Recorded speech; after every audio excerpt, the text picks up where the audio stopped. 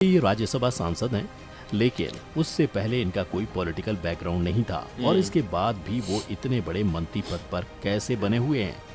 अस्सलाम वालेकुम, welcome to vegetation reacts. आज की वीडियो हमारी बहुत ही डिफरेंट, उम्मीद करता हूँ आप बिल्कुल फिटफाट ज़बरदस्त और शानदार ज़िंदगी गुजारे होंगे। तो आज की वीडियो टाइटल के बारे में हमें बताएंगे पुराना सर भाई। आज की वीडियो हमारे एस जयशंकर के बारे में कि क्या एस जयशंकर आने वाले पीएम बन सकते हैं। हु इज़ एस जयशंकर, ये वीडियो का टाइटल है। तो देखते हैं फिर आपके साथ कि एस जयशंकर जो अभी करंट इंडियन फॉरेन मिनिस्टर हैं, तो वो क्या उनमें इतनी सकती है, वो आने वाले टाइम में जो अभी 2024 में इलेक्शन होने इंडिया में क्या बने जा सकते हैं। कुछ लोग ये कह रहे थे योगी आदित्यनाथ होंगे आने वाले, या पीएम मोदी ही होंगे, या फिर एस जयशंकर होंगे। देखते हैं, तो वक्त ही बताएगा 2024 जब आएगा, जब इलेक्शन होंगे। लेकिन फिर भी अभी जो छोटी सी प्रेडिक्शन रिपोर्ट बनाई है, ये देखते हैं आपके साथ मिलकर। ओरिजिनल वीडियो का लिंक डिस्क्रिप्शन में है। वीडियो हम करते हैं स्टार्ट। दोस्तों, इस समय भारत का पूरी दुनिया में एक अलग ही रुतबा देखने को मिलता है, जिसके सबसे बड़े कारणों में देश के प्रधानमंत्री और उनकी विदेश नीति आती है। यानी कि बाकी देशों के साथ किस समय किस तरह से पेश आना है। लेकिन इस रुतबे और नीति के पीछे जो असली चेहरे हैं, उसकी तारीफ चीन भी करता है। और माहौल तो यहाँ तक बना हुआ है कि कहा यह जा रहा है कि आने वाले समय में मोदी जी के बाद अगर देश का कोई प्रधानमंत्री बन सकता है तो वो कोई और नहीं बल्कि वही शख्स है जो इस वक्त भारत का विदेश मंत्री है। जी हाँ दोस्तों, हम बात कर रहे हैं एस जयशंकर की, जिनके कारण मोदी सरकार की धाक पूरी दुनिया में बनी हुई है। तो कौन है ये जयशंकर और आखिर क्यों इतने चर्चा में हैं इनके कारनामे, आइए आपको बताते हैं। एक बार आपको और बता दें कि जयशंकर कोई और नहीं बल्कि इस समय के देश के विदेश मंत्री हैं। आज भले ही ये राज्यसभा सांसद हैं, लेकिन उससे पहले इनका कोई पॉलिटिकल बैकग्राउंड नहीं था और इसके बाद भी वो इतने बड़े मंत्री पद पर कैसे बने हुए हैं, ये सवाल समझना जरूरी है। जिसका अगर एक लाइन में जवाब दें तो ये एस जयशंकर 2014 की सरकार से ही देश के फॉरेन अफेयर्स से जुड़े हुए थे। यानी वो देश के विदेश सचिव थे, जो कि एक सरकारी नौकरी होती है। इन सब की शुरुआत को समझने के लिए आइए जानते हैं जयशंकर की पूरी कहानी। तो आपको बता दें कि एस जयशंकर के परिवार का ताल्लुक तमिलनाडु से है, लेकिन उनका जन्म दिल्ली में हुआ था। जिसके बाद उन्होंने अपनी शुरुआती पढ़ाई एयरफोर्स के स्कूल से की और फिर सेंट स्टीफेंस यानी दिल्ली विश्वविद्यालय के कॉलेज से आगे की पढ़ाई की। और इतनी पढ़ाई की कि जयशंकर ने पॉलिटिकल साइंस से एमए कर लिया, फिर एमफिल और पीएचडी भी किया। अब इतनी पढ़ाई के बाद उस समय जॉब के लिए आपको भटकना नहीं पड़ता था, इसीलिए जयशंकर 1977 में भारतीय विदेश सेवा में शामिल हो गए। जिसके बाद उन्होंने अमेरिका, चीन और चेक गणराज्य में भारतीय राजदूत यानी एम्बेसडर और सिंगापुर में हाई कमिश्नर के रूप में काम किया। इसके बाद 1981 से लेकर 1985 तक वे विदेश मंत्रालय में अंडर सेक्रेटरी रहे। 1985 से 1988 के बीच वे अमेरिका में भारत के पहले सचिव रहे और इसके बाद श्रीलंका में जब लिट्टे के खिलाफ विरोध चल रहा था, तब पीस मेंटेनेंस करने के लिए उन्हें ही भेजा गया था। इसके बाद जब वे भारत लौटे तो पूर्वी यूरोप के मामलों को देखते रहे। 1996 से 2000 तक टोक्यो चले गए और फिर आखिरकार दुनिया भर की भागदौड़ करने के बाद वो भारत लौटे और 3 साल तक विदेश मंत्रालय में अमेरिकी विभाग देखते रहे। 2007 में उन्हें बतौर इंडियन हाई कमिश्नर सिंगापुर भेजा गया। फिर 2009 से 2013 तक वह चीन में भारत के राजदूत रहे। इस तरह से आप देख सकते हैं कि जयशंकर ने दुनिया के लगभग हर उस देश में रहकर काम किया जिसकी आज ग्लोबल डोमिनेंस है। इसीलिए ये सारे देश जयशंकर को बहुत अच्छे से जानते हैं। अब अगर उनकी सबसे बड़ी उपलब्धियों की बात करें तो जयशंकर ने 2007 में यूपीए सरकार द्वारा साइन भारत अमेरिका परमाणु समझौते पर बातचीत करने में मेन अहम रोल निभाया था। यानी अगर आज हम बिना किसी रोक टोक के एटॉमिक रिसर्च पर ध्यान दे पा रहे हैं तो वो कहीं ना कहीं जयशंकर की ही देन है। इसके अलावा आप देखते ही होंगे कि चाइना भले ही भारत का विरोध करता रहा हो, लेकिन जयशंकर ने लगातार चीन और भारत के बीच रिश्तों को मजबूत करने का जो काम किया है, उसी की बदौलत आज भी चाइना जैसा देश भारत के खिलाफ जाने से बचता है। ऐसा जयशंकर इसीलिए कर पाए क्योंकि वो चीन में देश के लंबे समय तक राजदूत रहे हैं। इसके अलावा जयशंकर को विदेश सचिव के रूप में भारत और चीन के बीच डोकलाम विवाद को निपटाने के लिए बातचीत करने को कहा गया था और उन्होंने ही बतौर विदेश सचिव इस काम को बखूबी करते हुए झगड़े को खत्म करवाया। जयशंकर को पद्मश्री पुरस्कार से सम्मानित किया गया। अब अगर बात करें मोदी सरकार में आखिर जयशंकर का रोल इतना अहम कैसे हो जाता है, तो आपको बता दें कि मोदी जयशंकर के काम करने के तरीके के मुरीद हैं। जयशंकर और मोदी की जान पहचान उनके पीएम बनने से पहले से है।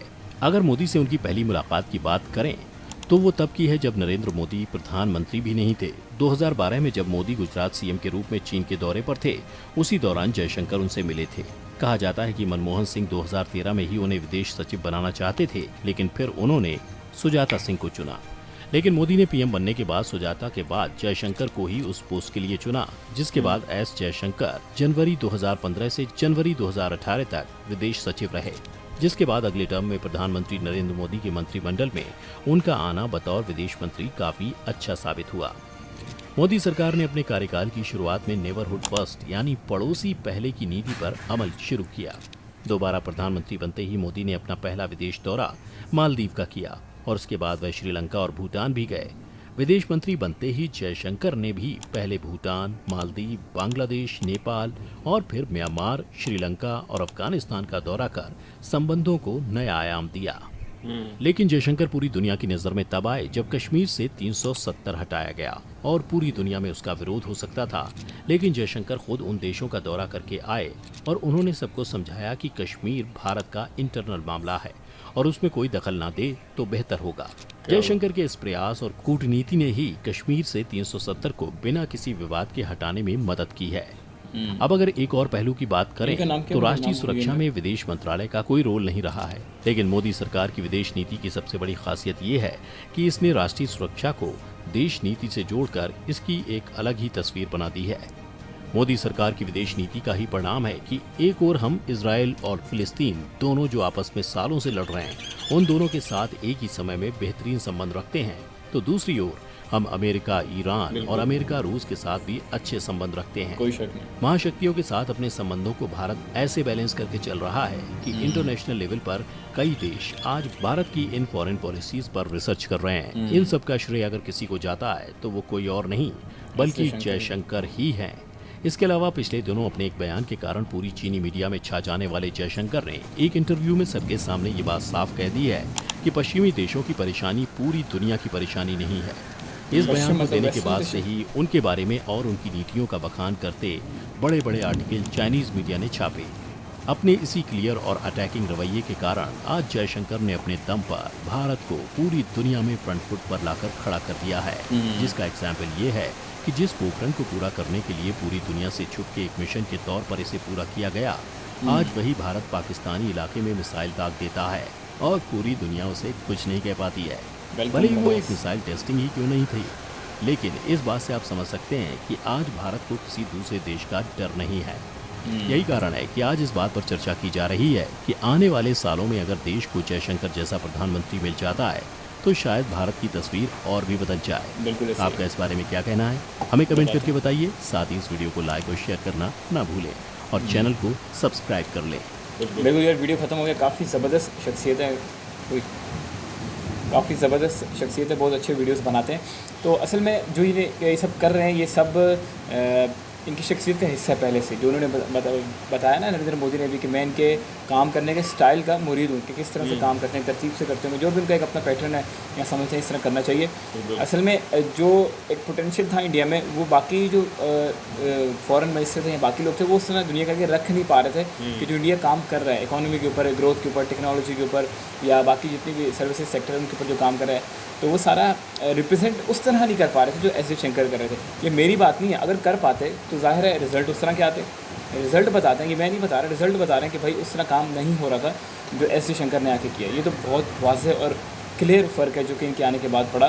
तो ये बड़ा ज़बरदस्त। और जो जिस तरह कश्मीर का 370 हटा जो है 370 आर्टिकल जो है, तो उस पर दुनिया वाकई में कर सकती थी। पाकिस्तान ने अपनी साइड से पूरी कोशिश की कि हम इस पर दुनिया को सामने लेके आएँ और इस पर थोड़ा करेंट डिस्टर्बेंस पैदा करें, लेकिन एस जयशंकर ने पहले से ही मामला सारे एडजस्ट करके रखे हुए थे, सही करके रखे हुए थे, बना के रखी हुई थी सबसे। और इस बेस पे नहीं कि भाई हमसे बना लो, अपनी कोद पहचान के एक वर्ड उन्होंने यूज़ किया, क्लैरिटी, और एक साथ और विजन और क्लैरिटी की वजह से। तो जिसकी जब क्लैरिटी होती है माइंड में, फिर कॉन्फिडेंस भी आता है, फिर आप काम भी सही करते हैं, एक पैटर्न भी बनता है, हर चीज़ एक तरीके से होती है, तो वो इनके पास है। तो अगर देखा जाए सबसे प्रोफेशनली अगर कोई काम करते हैं ना इंडिया की पूरी कैबिनेट में, चाहे वो नितिन गडकरी हैं, योगी आदित्यनाथ है, पीएम मोदी हैं, तो सबसे ज़्यादा प्रोफेशनल तरीके से जो जिस तरह काम होना चाहिए वो एस जयशंकर ही करते हैं। अगर उसे एक लिस्ट बनाए, बाकी लोग भी करते हैं, ज़ाहिर है सारा काम एस जयशंकर का तो नहीं है, लेकिन इनके इस काबिलियत की वजह से आज इंडिया यहाँ खड़ा है। क्योंकि इंडिया के पास अगर सामान है, आपने बेचना कहाँ जाके, बेचना मतलब फॉरेन पॉलिसी ही हुई ना, फॉरेन मिनिस्ट्री, फॉरेन ऑफिस है, वो सारा की चीज़ें देखेगा। चाहे आपकी शख्सी मतलब आपकी सर्विस सेक्टर है, आपका एग्रीकल्चर है, आपकी मैन्युफैक्चरिंग है, जो भी है, तो वो सारी चीज़ें जब तक आप किसी कंट्री से जाके उसकी हुकूमत से बात नहीं करेंगे, आप वहाँ जाके नहीं भी सेल कर सकते या उनको अपने पास नहीं बुला सकते। तो ये सारा काम फिर ज़ाहिर है एस जयशंकर ने ही किया है और बहुत ज़्यादा आसानियाँ पैदा की हैं इंडिया के लिए, जो कि पहले कोई नहीं कर सका था पिछले 70 सालों में। तो अब आने वाला वक्त ही बेहतर बताएगा 2024 के इलेक्शन में कि क्या योगी आदित्यनाथ बनते हैं, एस जयशंकर बनते हैं या पीएम मोदी दोबारा से बनते हैं। क्या ख्याल है आपका, क्या समझते हैं आप, हमें कमेंट सेक्शन में लाजमी बताइएगा। इंशाल्लाह हम आपको मिलेंगे अगले वीडियो में, तब तक के लिए अल्लाह हाफ़िज़।